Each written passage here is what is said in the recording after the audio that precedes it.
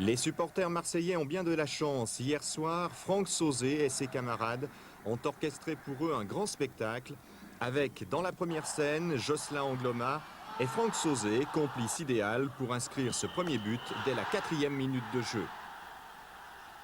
Angloma, que l'on revit encore une demi-heure plus tard, en relais avec Rudy Voleur, grand serviteur de Franck Sauzet, pour ce deuxième but digne de la Coupe d'Europe. Et puis pour conclure, le premier acte, juste avant la mi-temps, Abedi Pelé a offert au Stade Vélodrome ce petit chef-d'œuvre.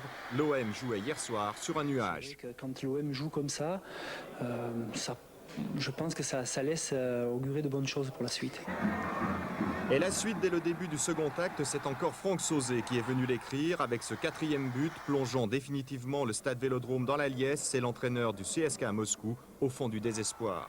Comme à l'entraînement alors, Jean-Philippe Durand et Ferreri se sont offerts un 5e but avant que Desailly ne laisse retomber une dernière fois le rideau sur une équipe moscovite à la dérive. Je dirais que c'était un penalty inutile peut-être de la part du défenseur, car visiblement Jocelyn Angloma avait trop poussé son ballon.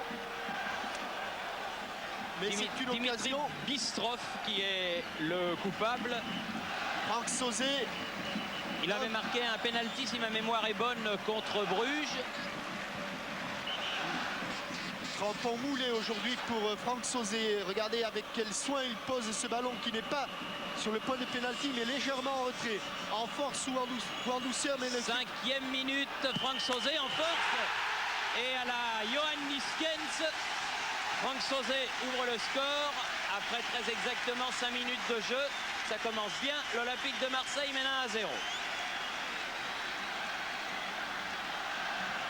Il a visé le milieu du but, le cadre. Et grand soulagement pour les spectateurs, les téléspectateurs et l'équipe de Marseille